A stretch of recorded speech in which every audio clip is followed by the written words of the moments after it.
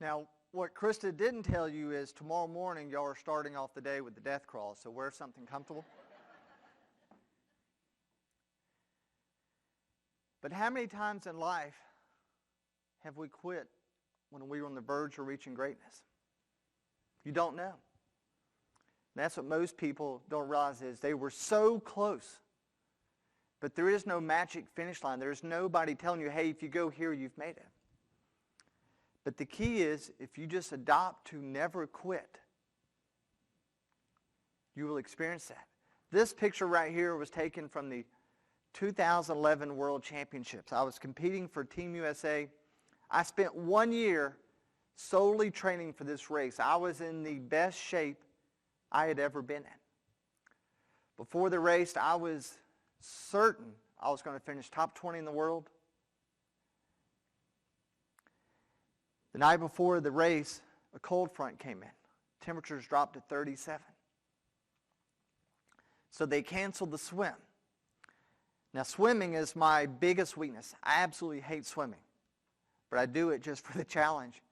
So once they canceled the swimming, and now it was just a bike and a run, I started thinking back through the race. I was like, wait a minute. I'll easily finish top 15, maybe top 10 in the world. This is my day. This is my race. I'm going to seize this moment. And so we start off the race. Again, it's 37 degrees. We're on our bikes. We take off. I'm a very emotional racer. I love to talk to people as we're riding by them. Some people find it very annoying. I think it's encouraging. And so as I'm riding past people, I'm like, woohoo! Let's go! At mile 20, I get a flat tire. 70 races, never had a flat tire. I said, hey, stay calm. You've practiced this. You got it. So in 2 minutes, I changed it out, used my CO2, pumped it up. I'm back at it. Passing people up. Woohoo! Mile 30, a flat again. It's like, what are the chances? I said, maybe I just didn't screw the Presta valve down close enough. I didn't have another tube, but I had another CO2, so I pumped it up. So I start riding again, passing people. Mile 40, a flat again. It's like, are you kidding me? Nothing I could do. As I started thinking through my options, all I could think about was my 4-year-old daughter said, Daddy, bring me home a medal. As you can imagine, World Championships, you get some pretty nice finisher medals. The last thing I was going to do was go home without that medal. I still had 35 miles to go. So I rode the next 10 miles on a flat tire. It's coming around the corner, huge gallery of people about the size of this room here. The tire washes out. I slam into the ground, crack my helmet, scrape up my elbow, my hip. I'm so pumped up with adrenaline. I jump. I'm like, Rah! And everybody's staring at me. And then I just start laughing. Again, laughter has always been my coping mechanism. I said, God, I get it. I just told you last week I wanted to do an ultra marathon, which is anything more than a marathon. Today's the day. So I took my shoes off because you can't run in cycling shoes. But in a triathlon, you have to finish with the equipment you started. So I put my shoes on the front of my bike and started running. A spectator comes up beside me and goes, hey, do you need a lift to the finish? I said, no. I said, I'm going to finish the race. I said, but can you do me a favor? Call this number. Her name's Brooke. That's my wife. Tell her I'll see her at the finish, but I'm going to be late. But don't give up on me. Little did I know, he called my wife and said, I just saw your husband. He's got a flat. He's out of the race. You'll probably see him soon. I ran 6 miles barefoot, pushing my bike, encountered another rider whose tire was ripped in half, but his tube was intact. He didn't have a CO2, so he threw me his tube. I put it around my neck, kept running, encountered another racer who asked what I need. She tossed me a CO2, was able to pump it up, biked in the last 19 miles, and then did the 18.5-mile run in the world's hardest course. Instead of finishing top 10, I was 4th from last. But I wasn't last. Now, I'll never forget, I went over there to get my finisher's medal, and they said, here's your finisher's shirt. I said, shirt? What happened to the medals? They said, oh, we forgot to order those. I get it. Happens all the time. It's world championships. It's only been playing for 4 years. You need my address? They said, no, we're not doing them. Thanks for racing. The flight home, my wife's trying to console me, and she's like, hey, babe, man, I'm so sorry. I know you trained so hard for it. And I looked at her and I said, you know what? I'm okay with it. Because today I proved when everything is telling me to quit, I will always do what it takes to get across the finish line. Life takes on a whole different meaning when you have the confidence in knowing you will always finish.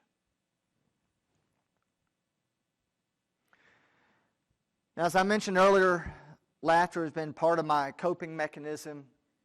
Didn't have this ear for all of our childhood. Kristen and Shanda never saw it till after college. But one of the things, this guy just pops off sometimes. And so people at work started calling me Mr. Potato Head because at the first conference I went to, they had a dance-off. Now, if you know anything about me, I love dancing. And it's a gift I'm supposed to share with everybody. They had about 500 people out there on the floor, and they formed a big circle. I've been sizing up the competition. I get out there, and I'm working my moves. I'm out there. And I finish up with a back spin, and I jump up, and I'm walking off the stage. Complete silence. I said, are you kidding me? I just gave you the performance of a lifetime, and this is how you reward me? And somebody said, Shay, your ear is still on the dance floor. As I mentioned earlier, I travel every week. I also believe it's my job to entertain TSA. That's a tough job. Nobody ever says, hey, Bob, what you doing this weekend? You grilling out with the boys? I was coming through Hartsfield 5 o'clock on a Friday, and I looked over at the guy working the scanner. I could tell it had been a hard day. So I was going to give him a little pick-me-up. So as I walked up, I took my shoes off, I took my ear off, and I put it in the tray. And then I put my backup in there, because you got to have a backup. So I put 2 ears and my shoes in the tray, sent it through the scanner. This guy's sitting there all of a sudden, he's like, rewinds, advances, rewinds, stands up, because you know he's trying to figure out who's punking him. Finally, he's so exasperated, he just sends it through. And what you have to keep in mind, this whole time, he sees the left side of my face. We just assume the right matches the left. So finally, I walked through the scanner, I turned my burn side to him, I grabbed my ear and I snapped it on, I shot him my thumbs up. Because you know he went back to their break rooms like, y'all ain't going to believe this crap. Another favor of mine, if I'm staying in a hotel a couple of nights, I believe it's my job to entertain the cleaning staff. I mean, they do a great job of making your room look good. They make your bed up. So I leave them a little treat on the pillow. I take my backup ear and I put it on the pillow. I can tell you they've never made that bed up. One time, and I wish I'd had a GoPro set up, I put my ear on the phone. Conveniently, they left that sticky notepad beside it. And so I put, please be quiet, I'm on a conference call. I think the other parents are just jealous they don't have an ear. I could go on and on about this, but to me that's what it's about. Once you embrace who you are, you project that strength. If I'm okay with it, why shouldn't everybody else be? And likewise, if you don't love who you are, you're projecting that out, and people feed off